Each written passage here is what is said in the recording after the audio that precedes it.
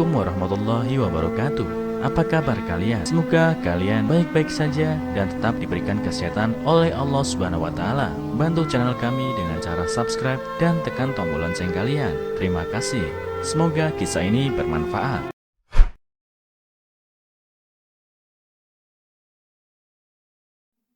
Bahwa Ayla gadis ini sombong luar biasa. Setelah bertemu tukang bakso, ia malu dan menyesal. Jika baru memiliki harta yang tak seberapa, maka kita diajarkan untuk jangan sombong dengan apa yang kita punya. Jadikan apa yang kita miliki sebagai ladang kita untuk berbuat kebaikan dan menebar hikmah yang kita bisa. Jika kita memiliki kendaraan baru, jangan dijadikan sebagai ajang pamer nan sombong. Akan lebih baik menjadikan apa yang kita punya tersebut sebagai media kita untuk beramal semampu yang kita bisa. Barangkali hal ini dapat menjadi sebuah gambaran betapa kesombongan pada akhirnya akan membawa pada kejatuhan. Sebelumnya, admin akan mewanti-wanti bahwasannya tulisan ini hanyalah imajinasi. Namun, biasanya hanyalah mereka yang memiliki hati lembut dan biasanya mampu mencerna esensi dari isi. Suatu kali, seorang gadis yang merupakan seorang karyawan pabrik baru saja diangkat menjadi seorang HRD kepala. Ia pun mendapatkan gaji yang luar biasa besar baginya dan melonjak.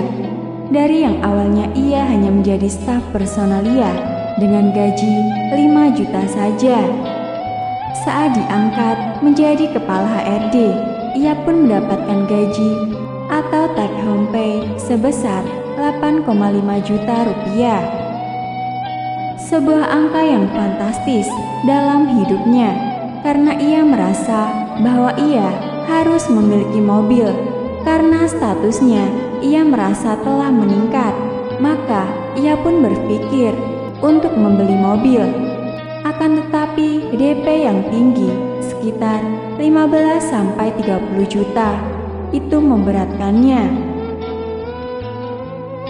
Ia pun berhutang di bank untuk dapat mengambil lewat DP.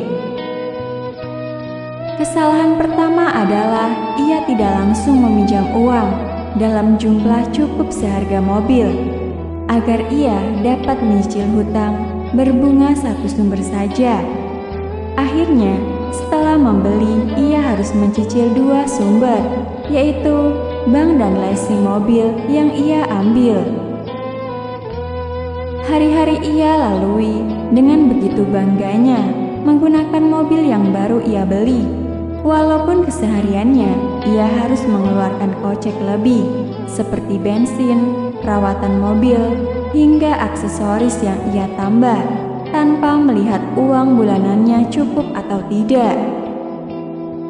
Sebulan total, ia pun menghabiskan uang sebesar 6 juta hanya untuk mencicil bulanan dan operasional mobilnya saja.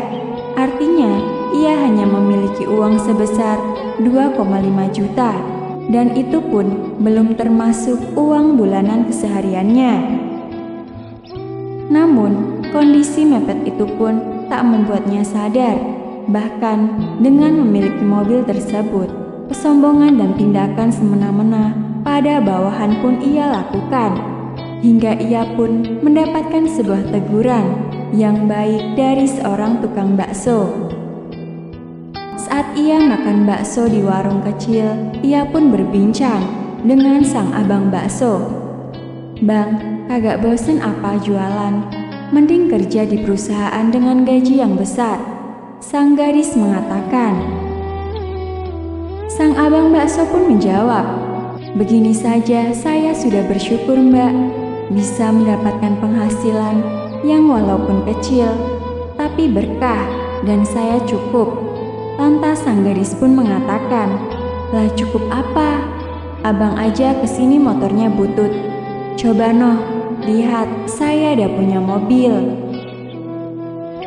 Tak disangka, abang bakso tersebut adalah rekan teman kuliahnya dulu. di mana sang abang bakso dulunya adalah seorang bos di bank. Namun karena ia takut dengan riba, akhirnya ia memilih berdagang. Awalnya memang kecil, namun akhirnya ia pun memiliki banyak cabang. Walaupun kelihatannya kecil warungnya, namun omset dari sang rekannya mampu mencapai 80 juta dalam sebulan. Belum lagi cabang yang dibuat di 5 titik daerah tempatnya bekerja. Mendengar hal tersebut pun, sang gadis ketika menjadi malu dengan kesombongan yang telah ia ucapkan pada sang tukang bakso itu. Bahkan, yang ia dapat belum ada seberapanya dari warung yang terlihat kecil tersebut. Akhirnya, ia pun menyesal dan semakin terpuruk. Mana lagi penderitaan mencicil hutang, gaya hidup yang ia rasa tak kunjung selesainya.